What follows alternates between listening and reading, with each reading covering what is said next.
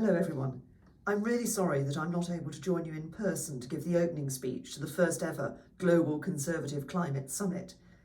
It's great to see the leading conservative voices of the American Conservation Coalition, Coalition for Conservation, and the Conservative Environment Network are working together on what is the most global of issues. I particularly want to thank those of you who have travelled from the US and Australia to be here today. If the pandemic has taught us anything, it's that our way of life is more fragile than we think. Security, stability, normality, these are not things that just happen. Those who came before us had to fight for them, and we must strive to hand them on to those who come after us. After all, that is what conservatism is all about. But it begs an important question. It was one of my predecessors, Benjamin Disraeli, who put it best. What will you conserve? A simple question, but also, he said, an awkward one. In a world of constant change, not everything can or should stay the same. There are some things that simply have their time. Letting go, whether with sorrow or pride or relief, is also part of being conservative. Thus, to conserve is to choose. And choice, if it is to have meaning, requires a system of values. The fundamental understanding at the heart of our philosophy is that we in the present are guardians charged with protecting what we have inherited from those who went before us. And it is our responsibility to pass on that inheritance to the next generation. It is undeniable that conservatism and conservation are natural allies. We are the only political philosophy with conserve in our name. The defence of the environment starts with what we know and love best. And this is a special year for climate policy. COP26 isn't just another climate conference, but the first of the 5-year milestones since the Paris Agreement. Indeed, it is the point at which the nations of Earth must strengthen the commitments made in Paris and take the action required to achieve net zero. The latest IPCC report was clear. We still have an opportunity to prevent the worst impacts of climate change, but it requires all major economies to deliver substantial emission cuts this decade. By the end of this week, we will know whether there is the political will worldwide to avoid the worst effects of climate change. The eyes of the world are upon Glasgow and the negotiating teams representing each country. As Her Majesty the Queen said when she addressed world leaders last week, the time for words has now moved to the time for action. Acting on greenhouse gas emission from industry, transport and buildings is spotlighted in the race to net zero, but we must remember the way we use our land is central to combating climate change and biodiversity loss. Today we find ourselves in the situation where our mismanagement of land is propelling us further into a climate crisis. We expect other countries to protect what's special about their natural heritage, for instance Brazil's Amazon rainforest, Australia's Great Barrier Reef. But we've forgotten the value of the nature on our own doorsteps. Hundreds of species have disappeared from the world, most of them in modern times. That includes here in the UK. It's not just the extinction of species, but the shrinking of populations in the species that survive. Around 40% of UK species are in decline, and this ranges from the most delicate creatures like butterflies and birds, all the way up to mighty trees. The State of the World's Trees report, published in September, warns that at least a third of all tree species are under threat of extinction. And the most shocking impact of our actions on our forests was realised for the first time this year. The Amazon rainforest now emits more carbon dioxide than it can absorb. We are only propelling the forest further into decline, with deforestation at the rate of 30 football pitches a minute. We are all custodians of this planet, and we must take responsibility for protecting the world's vital habitats. We've been given renewed hope as leaders representing over 85% of the world's forests have committed to halt and reverse deforestation and land degradation by 2030. I'm extremely pleased that those countries include the USA, Australia and the UK. Nature can be our ally in this climate crisis.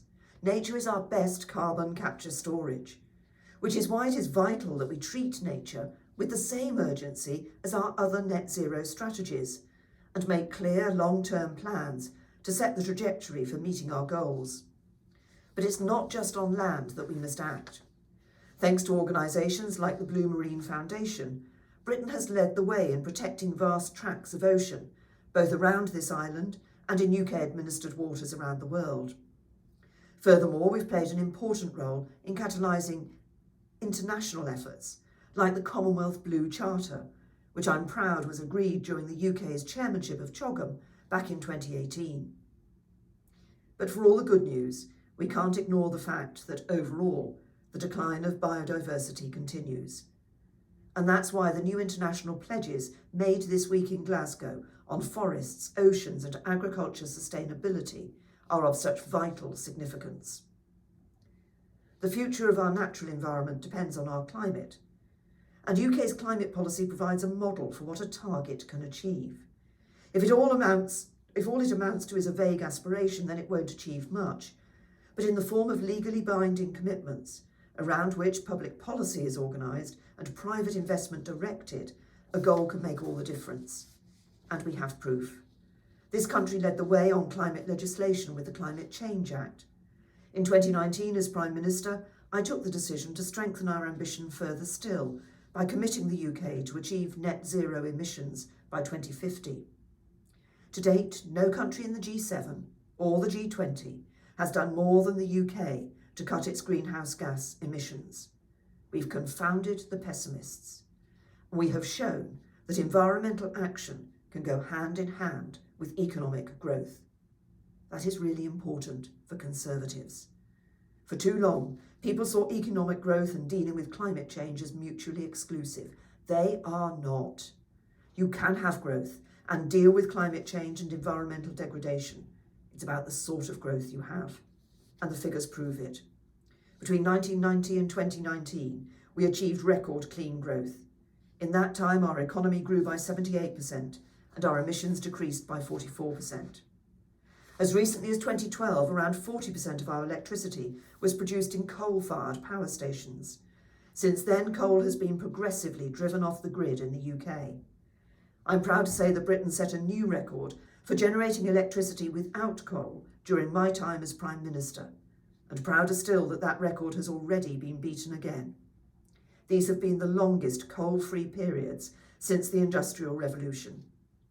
And it's happening so fast that the date for the closure of the last coal-fired power station has been brought forward by a year to 2024. Those who said we couldn't do it, that the grid couldn't cope, have been proven wrong. We need to see this change happening worldwide, including in Australia and the United States. And I urge you to follow the UK's leadership in this area. You could join the Powering Past Coal Alliance, which the UK leads in partnership with Canada. The pessimists were also wrong about the cost of low-carbon energy. The cost of wind power and solar power has plummeted over the past decade, whilst creating thousands of jobs. But why should we as Conservatives be surprised? These industries thrive on competition. Our strong pro-business philosophy is essential to drive innovation and develop solutions to the world's greatest challenges. There are important opportunities to be unlocked. It's estimated that by 2030, the market for low-carbon and green goods will be worth more than £1 trillion a year. But it is only through government, business and civil society collaboration that this will be realised.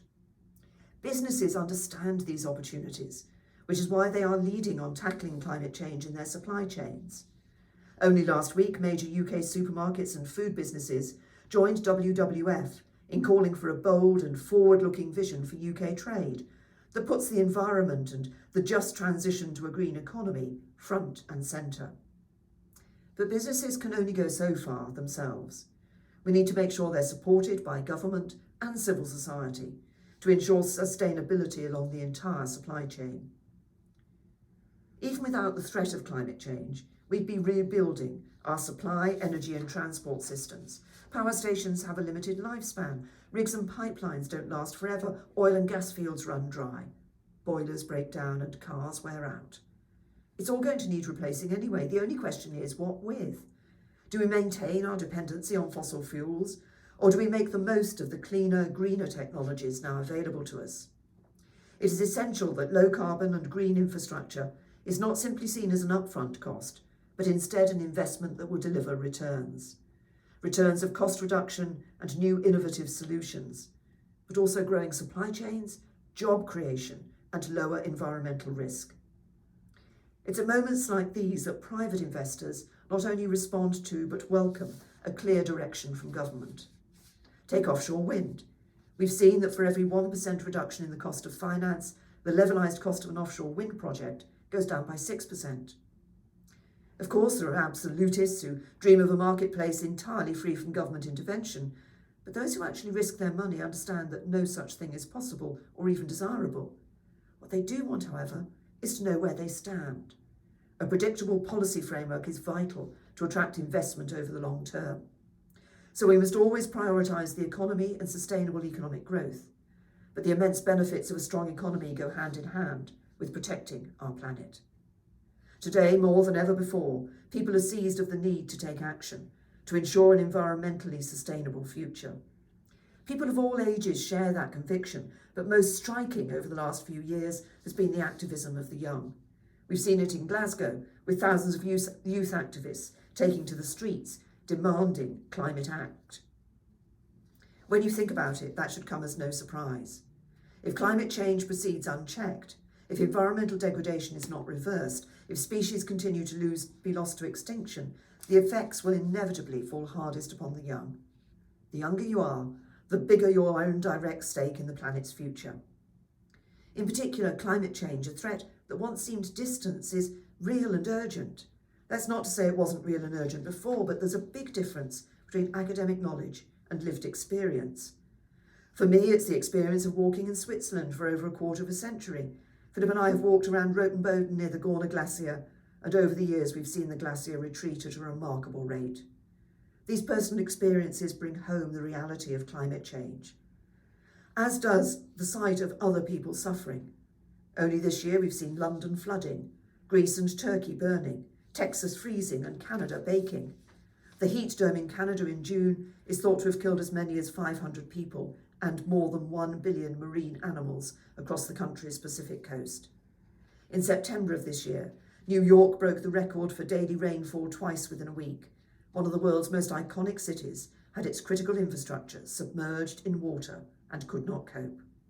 And tragically, there's more to come.